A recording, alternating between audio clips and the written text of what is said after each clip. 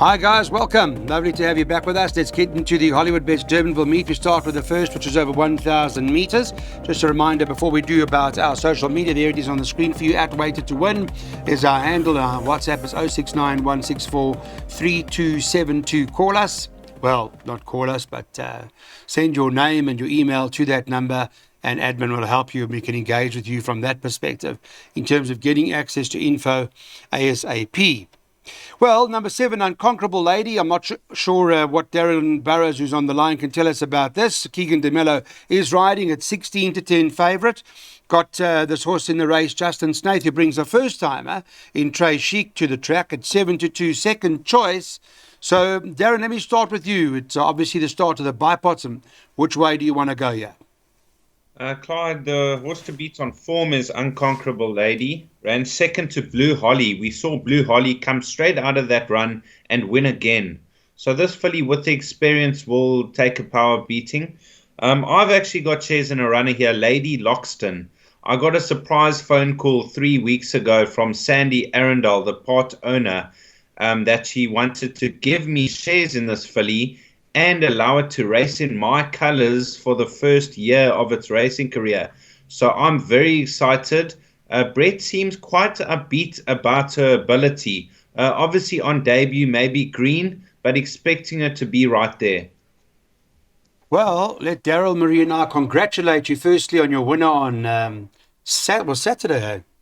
It was Saturday. Kelp Forest, Darren Burrows. Well done, my good friend. That's wonderful news.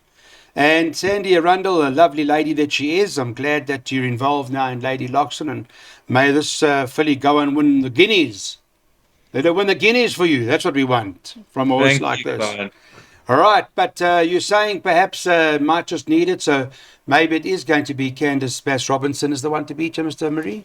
Yeah, she showed good improvements in her second start, Clyde. That was over the course and distance. Darren's touched on the fact that form line was franked, but these are juveniles. So I haven't banked her in the opening leg of the bipod card. I backed her up with number 6 Strata. I thought her debut excuse me, Clyde. I thought if she reproduces her debut effort, which was over 1,000 meters, she has to be a force to be reckoned with over here. Last time out of the 1,200, I don't know what the issue was, but she certainly ran below par. So 6 and 7 in the first leg of the bipod. I don't know anything with regards to the first timers. Okay, well, the news, as you heard from Darren earlier, that coming from Unconquerable Lady, where she ran to Blue Holly. Blue Holly franked the form again, and so that might just say enough. But let's see. We have got bipods worked out for you, so we'll go straight to that. And Daryl Marie's worked out both 6 and 7 in the first leg of the bipod, so giving the other Bass horse a chance here, Strata. 1 and 2 in the second leg, by 7 and 9, by 1, 2, 5, 9, by 1 and 4, and at the back 2, 5, 6. You'll notice he hasn't banked anything in this particular bipod. And by the way, Daryl Marie, for those who don't know, on Saturday out at Durbanville, he tipped a place accumulator for something like $200 and got 11,000 Rand back. So what a way to win 45 times your money. Darren Burrows has taken his bipod. He's happy to banker in the third leg of the bipod. This horse Cloud Chaser, number 9. And he's also happy to banker at the back, number 6, a horse called Night Ruler. Let's get on to the next race now. This is going to be the running of the second event, and this is a Cape A Stakes. It's over 1,800 meters, I see. No scratches at this point in time. There's 7 runners that'll go to the gate. And let me get Mr. Burrows in firstly to talk about the second, where 22-10 about Justin Snaith, Somerset Morn, and 28-10 about Andre Nell's Master Redoute. Those are the two. There's one other, I guess. Glenn Cotton's got that horse Han Salo in, yeah, at 3-1. So from a market perspective, they're saying quite open. They're not prepared, or there's nothing in particular that stands out. What do you think, Mr. Burrows? It is a competitive race because, Baratheon and Navy Strength are better over further. Master Redoute, he's also an out-and-out stayer, but I looked at his 3-year-old form, and he ran second in the Politician Stakes over 1,800 behind Universal. He's definitely got a big say with Keegan DeMello, and I thought unlucky not to win last time out. Then you got the two numbers 6 and 7, Somerset Mormon and Solo. At Durbanville, in the Settlers, there was only a nose separating them at the line over the 2,000 meter trip. So both of them have to go in. I see nothing's come out of the Peninsula, eh? Nothing come to win. I mean, they've run a couple of seconds, but one runner left that's got a run, Somerset Morn, but not a winner from that form line. Yeah, this is a tricky event, Clyde. I just had a look at the pace in the race now. Baratheon is obviously better over further, but he has been far from disgraced in his runs of this sort of trip. He's the likely pacemaker, Clyde, and he's only got 50 turn off to shoulder. Now, he can't afford to crawl and sprint. He's going to have to make it a test in 1800. So I actually got respect for him. If he's allowed to strike, go back to that Nexus run. He's 3 kilograms better off with Han Solo. So I think he's a player, although it is on the sharp side for him. I bank at number 2 in the PA, Navy Strength. I thought last time out he's much better than that effort. He was never in contention. I can see him just slotting in behind Baratheon, getting the run of the race. I'll be very disappointed if he doesn't finish in the top 3. So I have banked him in the PA. Prior to that, Clyde, he had done very little wrong. He's certainly on the upgrade. So 2 from 1 for me. Okay. Yeah, so I guess Navy Strength, Chrome Yellow behind that, Salvatore Mundi, they all came out and won from that form line, so from the Navy Strength form. So maybe that's the right one then, Navy Strength. Let's see, it's one of those races. What are we doing? We have to put our bets up for you now, and this is the place accumulator from Daryl where he says, let's go with Navy Strength, probably good enough from a PA perspective anyway. Then bank of the 7 in the next leg, that's Ila de Maurice. He's banking those. Then 1, 2, 5, and 9 by 1 and 4, by 2, 5, 6, by 1, 2, 8, by 1, 3, 6 and 7. Just a reminder, last time we took a Daryl Marie Cape Town PA, we got back 45 times our money, 200 Rand. He collected 11,000. Welcome back, everybody. Let's get into our action here now for the next race on the card and talk about what's coming up next. This is the start of the Pick 6, race number 3 on the card. It's a maiden class field. I'll go straight to Darren Burrows and see what he wants to do with regards to Pick 6s. Darren, let's talk about it because the Pick 6 is yours and Cloud Chaser's favourite. It's top of the boards at 2-1, closely followed by Ile de Maurice, though, at 22-10. I guess the question is, can we come down to those two? Definitely, Clyde. It's between numbers 7 and 9. Now, let me touch on my second choice first, Ile de Mauricia. In her penultimate start, she actually finished 4 3/4 lengths ahead of Cloud Chaser. That was over 1,400 meters. Last time out, over 1,600, she wasn't disgraced behind Inside Story. Now, we've seen a winner from that form line, Kelp Forest, on Saturday. So the form line is standing up, but I just believe this filly Cloud Chaser is crying out for the mile.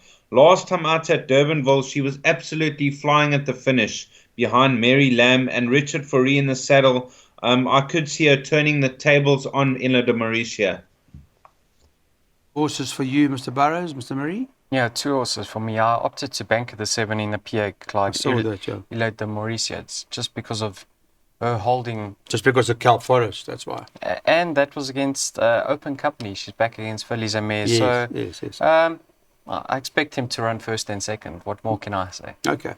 Well, then it's fairly straightforward. Here we go. We'll put it up. Pick 6s. This is what it looks like for you guys. A 2-horse race, so 7 and 9 by a whole lot of horses by field.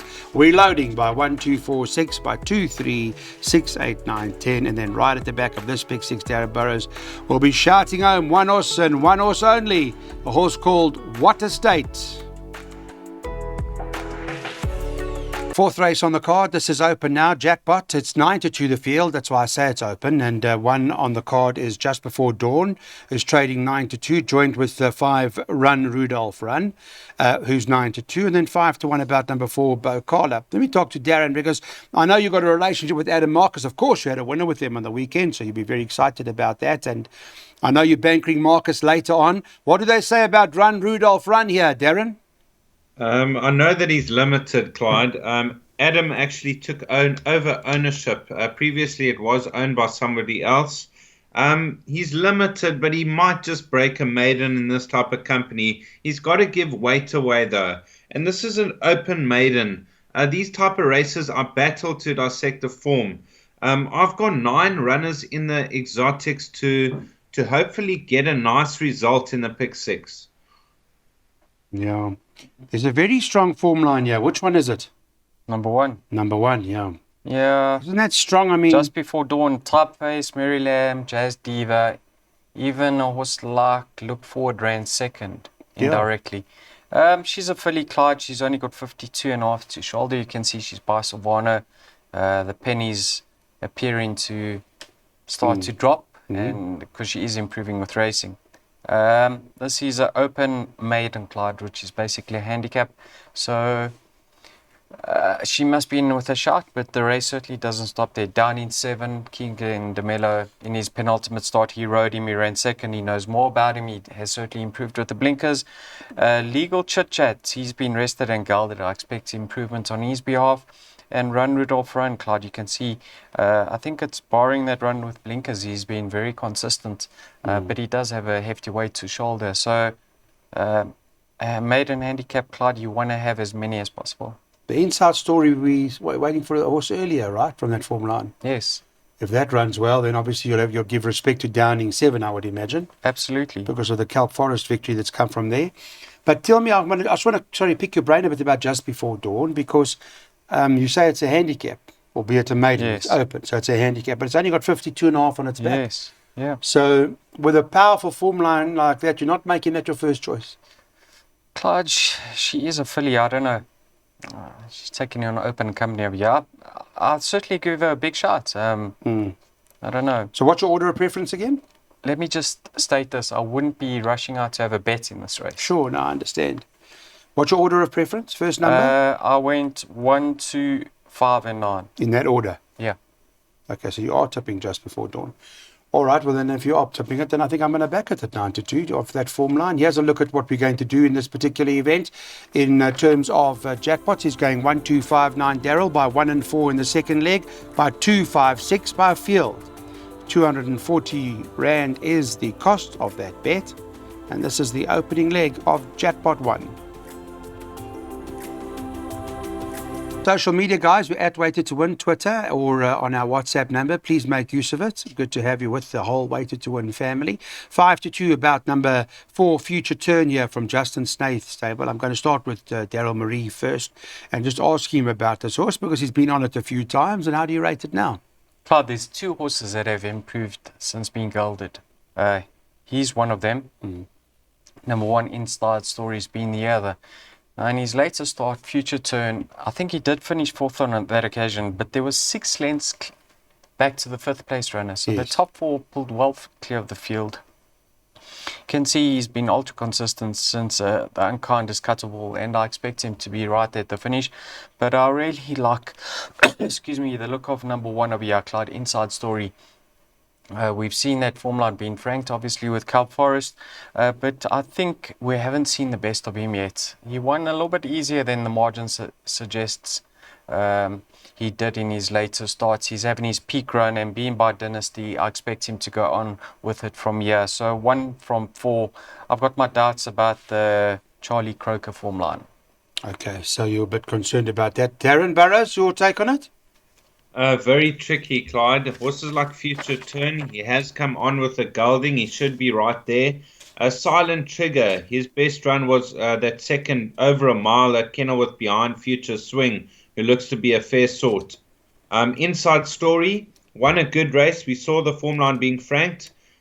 He could go on because I know that they rated him very highly. When he made his debut, he was the talk of the town. And maybe he might start training on right now.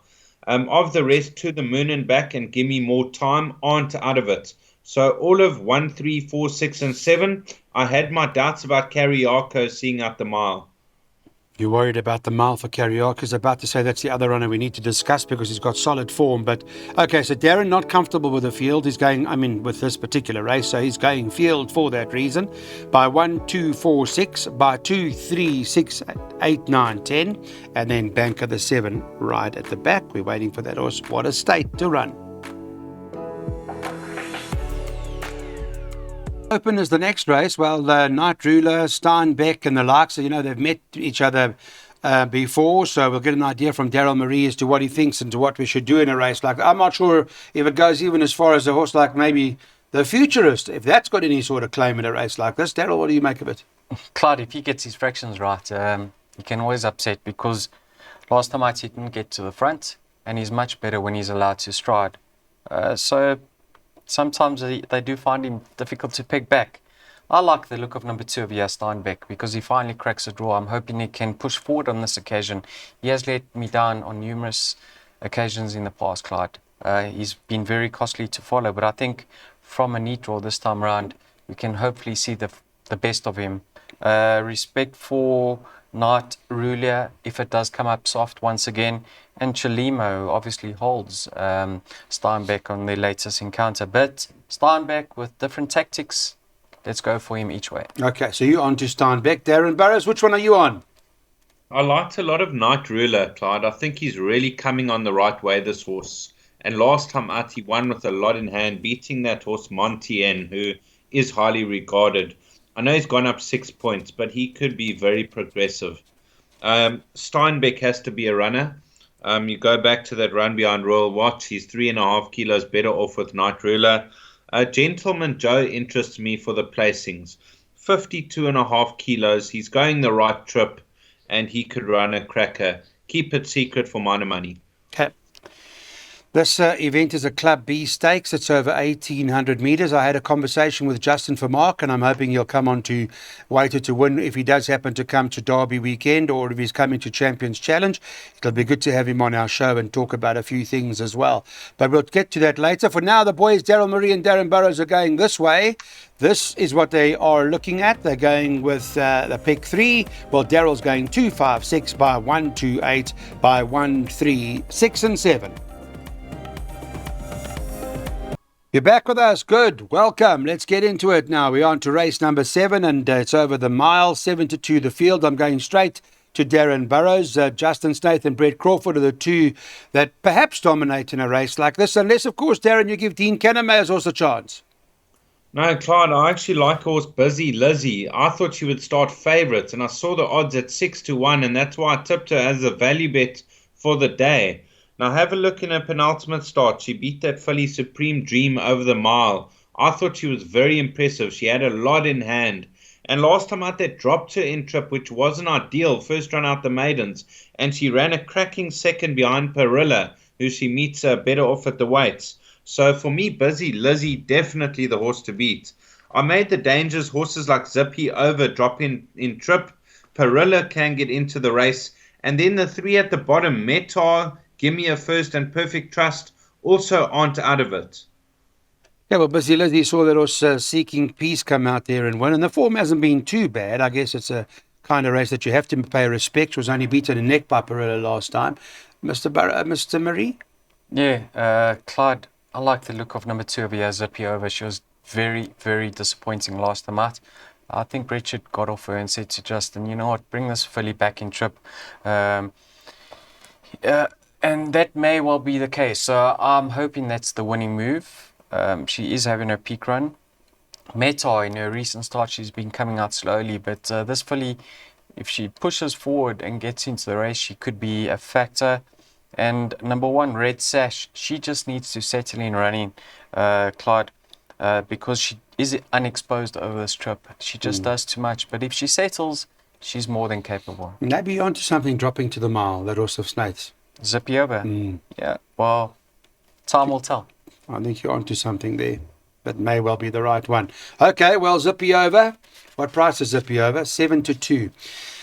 Okay, yeah, what we're doing. Got 2 to go. Race 7, this is the plan. We're taking Busy Lizzie because Darren Burrows likes that quite a lot. Busy Lizzie for Eric Sands, priced up 6-1, and you can get double your money a place. Darren Burrows will tell us more about this horse, What Estate, that runs for with Adam Marcus. Adam Marcus being in pretty good form, and is priced up 3-1. I think it's reasonably priced, or well priced in any event, particularly on the basis of that run to Shantastic, who beat What Estate to half a length. But not only that, that horse Hunting Trip was further down the page. Immediately thereafter came out and won. And much further down the page, a horse called Miss Greenlight, who ran second last when that came out. Next time it won. So the form line almost deadly, Mr. Burrows. So I take it you'll be taking the 3-1. Definitely, Clyde. This filly's the horse to beat. You know, Adam liked her last time out. He said it's a very competitive field, but she's flying at home. And she challenged Fantastic all the way to the line. Now, we had 3 runners from that form line. Distinction didn't do too well from a deep draw the other day, but Hunting Trip came out to win. And the horse Miss Greenlight stepped up and Trip came out to win. So on that form line alone, this filly's going to take a power of beating. And I see Aldo de Meijers booked the ride, and we saw him win the other day for Adam on Kelp Forest. So what a state. I'm hoping that we can have a small bet here and hoping that she arrives. Yeah, let's hope she arrives. All does seem to point in her direction, unless there's something else you've picked up on here, Mr. Marie. Oh, she deserves another victory just because of her consistency, Clyde. So she is one for the shortlist. Sparwing 2, desperately unlucky in her penultimate start. You can see she has run against stronger in the past, so I gave her a little bit of a shot. Body Electric, this filly won one of the first juvenile races of the season, and she has trained on since then. So a bit inconsistent, but she is capable. My roughie in the pack is number 1, Everlasting. I'm going to tip her as the each-way play in the race, Clyde. She's got that course experience. She's got the one draw. Grant van Niekerk, and she's down to 73. I expect her to be competitive off her current mark. So each way the 1, respect for 3, 6 and 7. Okay. So, Mr. Marie's got a view that there may be a few in here. Darren Burrows, though, is on What Estate, and based on that current form, I tend to agree that he may well be on the right track here. She is the 4-year-old. There are other 3-year-olds in here, and that's perhaps something to take a note of. But What Estate, at the end of the day, she hasn't been around too long. She's had a few starts, and she's in very good form at the moment. Here's the plan. The last race on the card, we're going with, well, Darren Burrows is going with What Estate.